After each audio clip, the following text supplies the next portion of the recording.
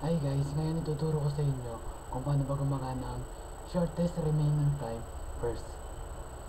Kita naman dito na meron tayong process ID, arrival time, and CPU burst. Ngayon, umpisahan na natin kung paano ba gumagana ito. Since ang arrival time ng A ay 0, ilalagay natin siya dito. 0. Tapos may CPU burst siya na 8. Since dumating si letter B ng 3, mahahati yung CPU burst ng A sa 3.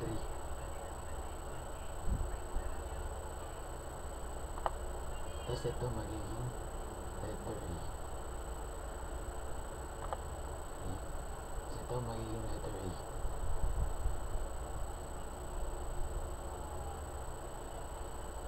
Letter A. Yan. Tapos may matitira dito sa CPU burst niya na 5. Slash 5.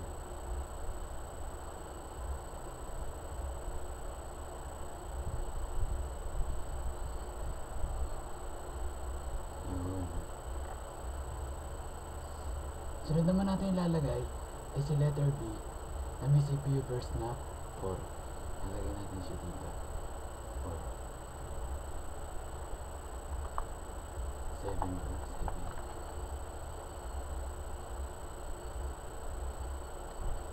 Tapos lalagay natin siya ng 4.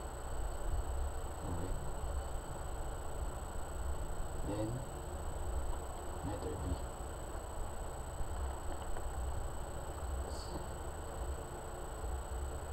Since mababa yung CPU burst ni D kaysa kay letter C, unahin nating ipasok si letter D dahil mababa yung CPU burst niya.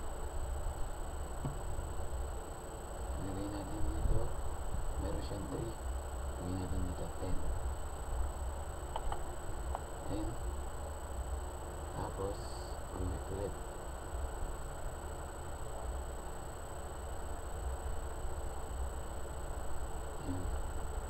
Then, letter D. Dahil nakapasok na sa si letter E, dahil mas mababa pa rin yung CPU burst niya kaysa kay letter C, si letter E naman ang ipasunod natin papasok.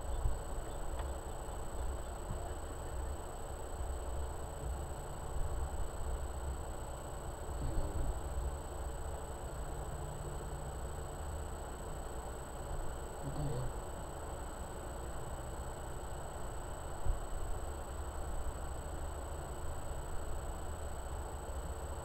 Yun. Meron siyang CPU burst na 2.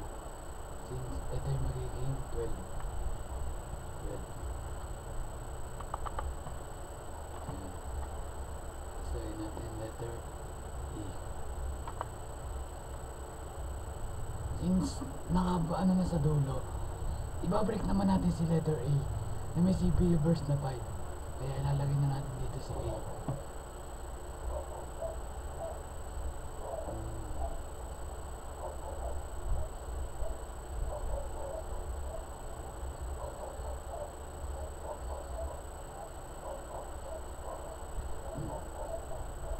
Natin 17. This letter A.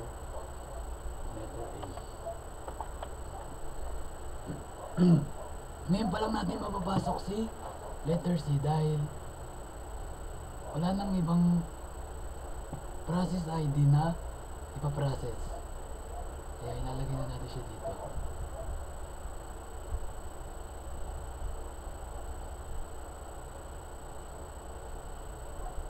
Letter C. Then GPU burst niya na 5.22. So ngayon naman, tutusin natin kung ano ang kanilang remaining time at turnaround time. Try muna natin ito. Sobra.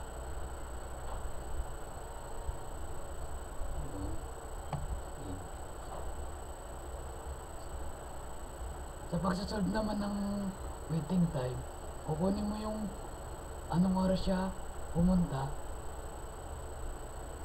Tapos sosolve naman ang waiting time. Ganito gagawin natin. A equals parenthesis. Dahil dalawa yung ginamit natin letter A. 0 minus 0 then cross parenthesis plus then parenthesis ulit. Nalagay natin yung number 12 dahil nagantay rin siya sa number 12. Then nalagay din natin yung 3 dahil 3 siya natapos. Then close parenthesis.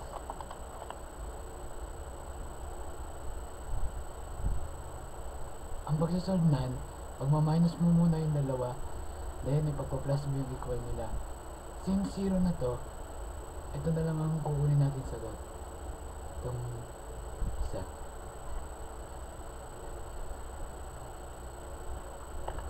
Is equal to 9 ms. Ganun din sa letter B.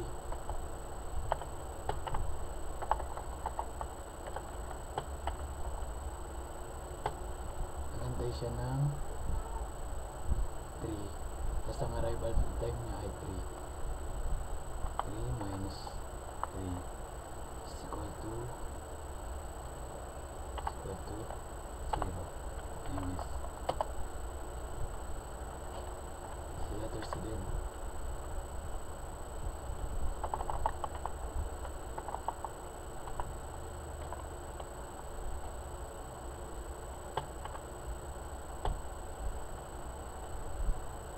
Nagantay siya ng 17.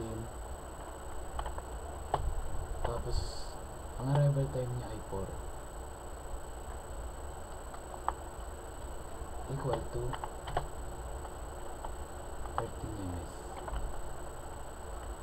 So naman si letter D. Nagantay siya ng 7. Ang arrival time niya ay 6. Lagyan natin yung 7 minus 6 equal to 100 ms. Letter E.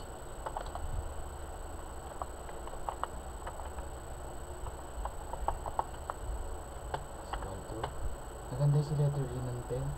Tapos ang kanyang arrival time ay 10.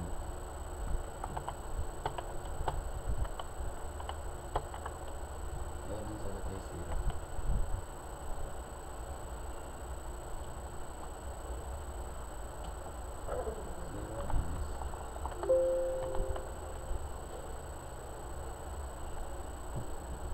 Ngayon naman, ang tutuusin natin ay kanyang turnaround time.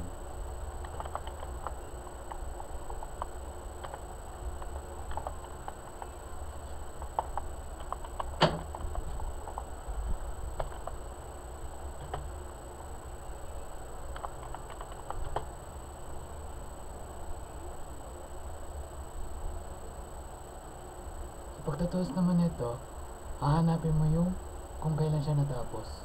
Kasi ma-minus mo siya sa arrival time niya.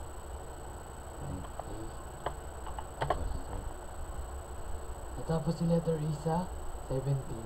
Kaya ma-minus natin siya sa 0.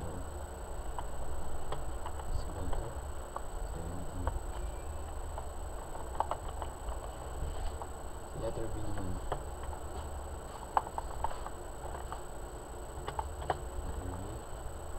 Letter B ay nagantay ng 7. Ay natapos ng 7. Minus natin siya sa 3. 0. Ay 4 ms. Ganon din si letter C.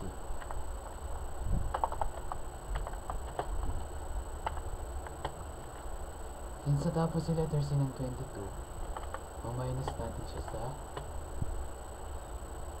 4. Sugat ay 18.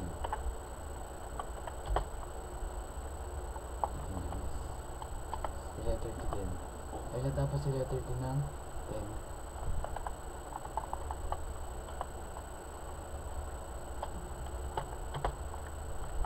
Minus natin siya sa 6.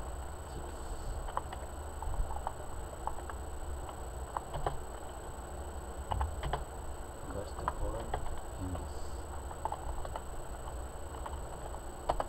Ganun din kay letter E.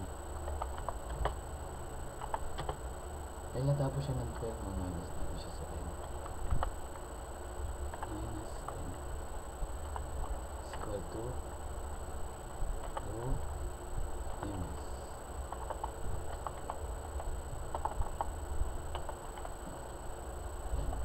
Okay, natapos na. Ayun lang ang lahat ng yun. Ganun lang gumagana ang shortest remaining time first. Kaya, salamat sa pakikinig nyo. Naway may natutunan kayo sa aking video ngayon.